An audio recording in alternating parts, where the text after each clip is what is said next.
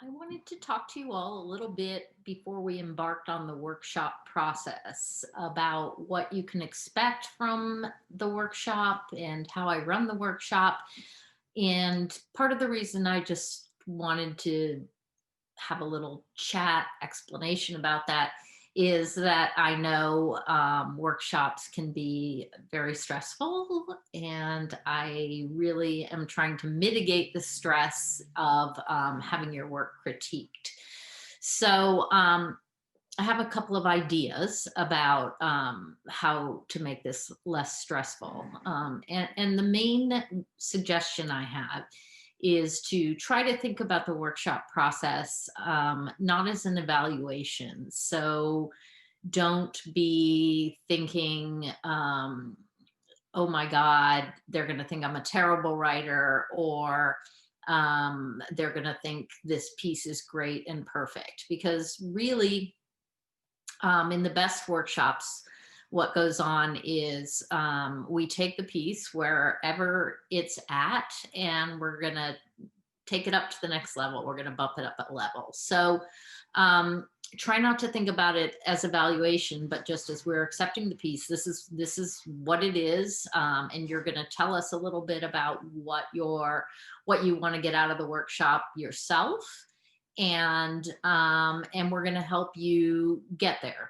So one of the things that I do a little bit differently is I depart from the Iowa model of the workshop, which is that the person being critiqued has to sit there silently. I don't find that that works real well in nonfiction, particularly because we might have questions for you like, it would be really great if you talk to this person's mother, but we have to know whether you've already tried to approach this person or whether this person is now dead or whatever. So it's a little more of a conversation. I mean, it's so people might send you a question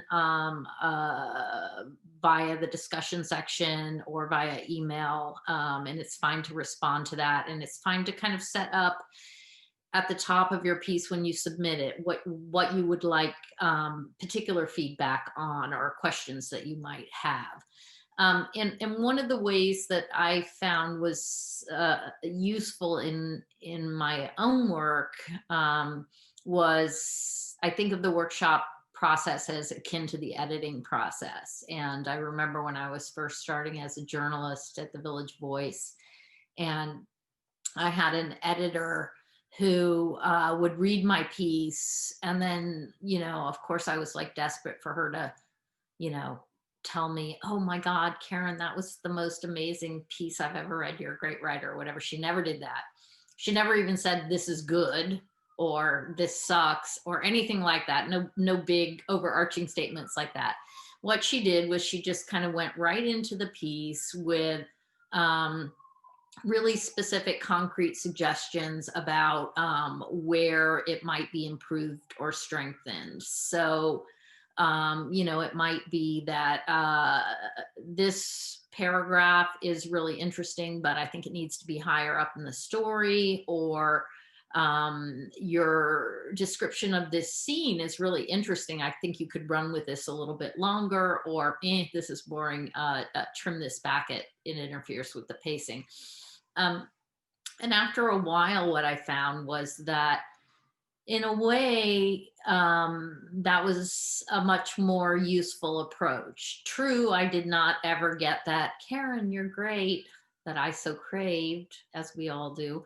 But I also, didn't get slammed. And after a while, I started thinking about it as just kind of a working process, a conversation about the work and how do we make it stronger. And it eliminated that element of being evaluated.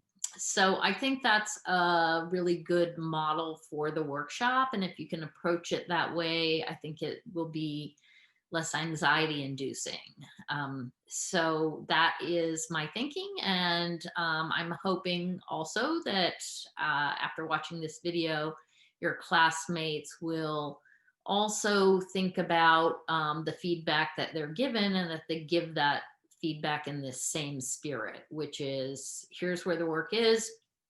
How do we make it stronger? So those are the kind of suggestions that are going to be really helpful for all of us as we work to improve our writing.